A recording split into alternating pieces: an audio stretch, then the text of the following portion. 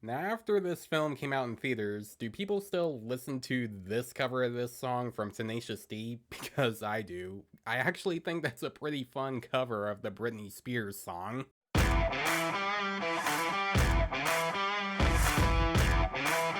Hey guys, this is Jason. I'm reviewing Kung Fu Panda 4, directed by Mike Mitchell, and it is the fourth Kung Fu Panda film in this franchise. In this film, Po, voiced by Jack Black, is no longer the Dragon Warrior and is forced to find a new Kung Fu fighter to take that mantle. But then he learns about a new villain named the Chameleon, voiced by Viola Davis, who can shapeshift into any Kung Fu fighter that she can think of. And Po has to be the one to stop her with the help of a new thief named Zen, voiced by Akwafina, and both of them have to work together to defeat her and save China. The Kung Fu Panda franchise is a very fun franchise from DreamWorks. It's been going on since 2008. I remember seeing the first film in theaters when I was a kid, and I of course loved the heck out of that movie when I was little, and it's still a lot of fun to this day, and I still think that's one of DreamWorks' best animated films. And the second film I also really liked. Even though the humor in that film was very flat, it still worked on giving the emotional punch for its characters. And the third film wasn't as good as the first two, but it was still a lot of fun to watch. And now we have a fourth film, which I'm gonna be honest, when I found out that they were making a Kung Fu Panda 4, I thought that was unnecessary. Because the third film did resolve Po's arc and made it feel like a conclusion for the Kung Fu Panda franchise, and I didn't think they needed to make a fourth film. And the trailers for this film didn't impress me. They made it look like a very bland and generic family movie with some very weak humor. And sadly, that's what this movie is, what I thought it was gonna be. Now, this isn't a bad movie. This isn't an awful movie. It's just mediocre, and it's easily the weakest film in the official 4 films. And that didn't surprise me because Mike Mitchell, the director of this film, has made some pretty mediocre animated films like Shrek Forever After, Trolls, and the Lego Movie 2, and those movies really weren't all that great. But let me talk about the good first. The animation is stunning. DreamWorks never goes wrong when it comes to animating their films. Everything in this film still looks incredible. The backgrounds all look fantastic, the character designs are still really good, and the action sequences can be a lot of fun to watch. And the voice acting is strong. Everyone in this film sounds like they were giving it their all. Like, Jack Black is still a lot of fun as Po. Wah!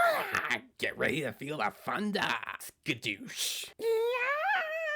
I hope you guys enjoyed my terrible Jack Black impression. Hans Zimmer's score is also a highlight. It definitely elevates more of the action and some of the more emotional moments as well. There were a couple of parts of the humor that were okay. There were a couple of parts of it that did make me chuckle a little bit, but that's sadly where my positives end, because everything else in this film I thought was very bland. Like, the story isn't all that different. It's very predictable from top to bottom. There are parts of the story with its characters you see coming a mile away, and there are no surprises at all. It's a very basic story where you can easily pick which part of the story's gonna go. Now, the first 3 Kung Fu Panda films have that as well. It's kind of become the franchise's formula where Po starts to learn some things that he didn't even realize that he was capable of, and he has to learn to believe in himself in becoming the Dragon Warrior. And Po has to learn to use his abilities to defeat the bad guy, while you also have arcs that are pretty predictable and you can figure out where they're gonna go for the rest of those films. But the reason that I think they worked in those 3 films is because the execution, making the stories feel more engaging with incredible animation, engaging stories, really fun characters, really good action sequences,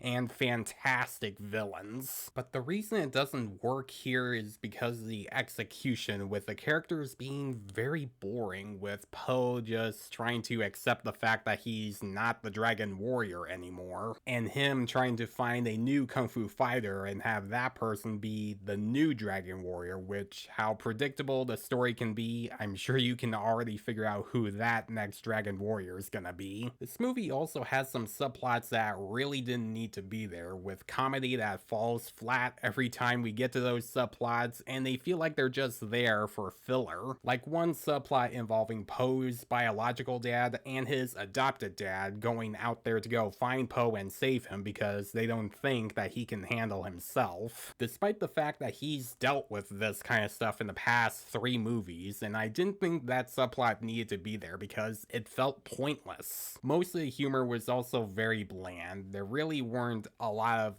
moments that made me laugh. There were only a couple of moments that made me chuckle, but mostly it didn't really work for me because it was most of the jokes that the first 3 films have already used in the past, and they're already starting to get tired. Like, it's old now. It doesn't feel fresh in this film. Now let's talk about the villain of this film, the chameleon, who I will admit did have some potential at being a pretty cool villain, with how she uses her powers to transform into other masters that she can think of to help defeat Poe, and with a very solid performance from Viola Davis. But she is an underwhelming villain, and her plot for wanting to kill Poe isn't very interesting because, one, we are told of why he wants to kill Poe instead of showing why, and her evil plan, no spoilers of course, of doing this very bad thing felt like it was just there for fan service for the first 3 films, with this film not earning that fan service and some of the characters from the previous films only saying a couple of lines and doing nothing else whatsoever. Kung Fu Panda 4 is the weakest film in the franchise, with good animation, good voice acting, and some fun action sequences, but had a very weak and predictable story that doesn't change anything up, very flat humor, pointless subplots, and a very underwhelming villain. If you're a fan of the Kung Fu Panda franchise and you love all 3 of the films and you missed this film when it was in theaters like I did, then I think this film would be okay to watch at least once, because that's kind of how I feel. Despite the fact that I didn't hate this film, I really don't see myself watching Kung Fu Panda 4 again. This movie is proof that this franchise has gotten really stale, and I think I'm good with just the first 3 films and don't have to worry about the 4th one. So I'm gonna give Kung Fu Panda 4 a C.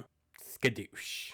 So guys, if you have seen Kung Fu Panda 4, what did you think about it? Did you think it's a really fun movie, or did you think that this movie was really bad? Let me know in the comments below. And as always, if you like this video, please leave a like and subscribe to my channel so you don't miss a thing, because it helps my channel grow. Hit the notification bell so you know what other videos I'm posting. Follow me on Facebook and Instagram. Thanks for watching guys, and I'll see you in the next one.